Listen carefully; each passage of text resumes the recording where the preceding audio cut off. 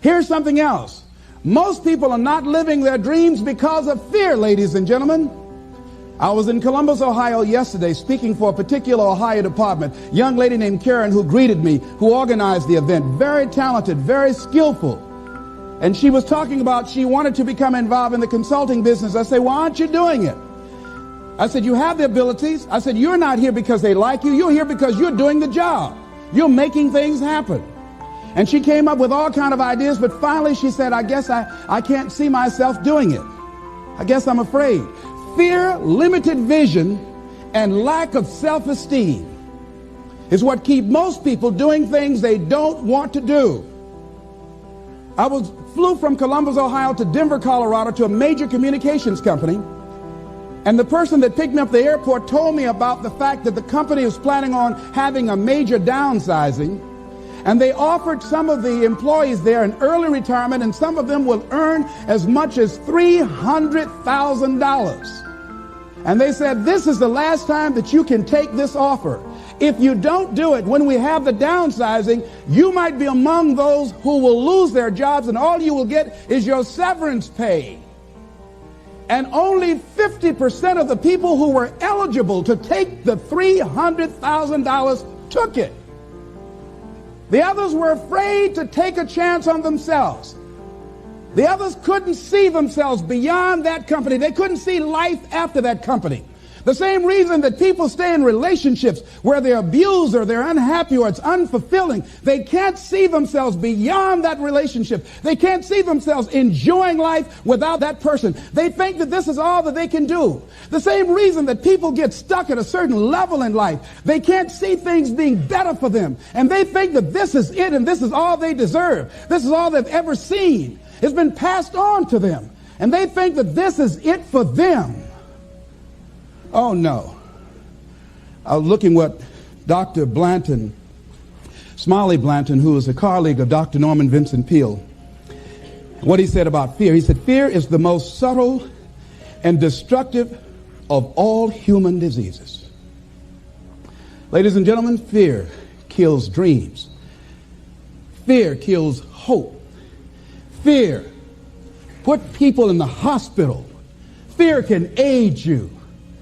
Fear, ladies and gentlemen, can hold you back from doing something that you know within yourself that you're capable of doing, but it will paralyze you. And it seemed like you're in a hypnotic spell. And I ask you a question, what is the benefit? What's the benefit of allowing fear to hold you back? What's the benefit of giving up on yourself, of not stepping out on life and taking life on? What is the benefit for you? What's the plus in that? It's one of the things I had to ask myself. So I didn't want to make any mistakes.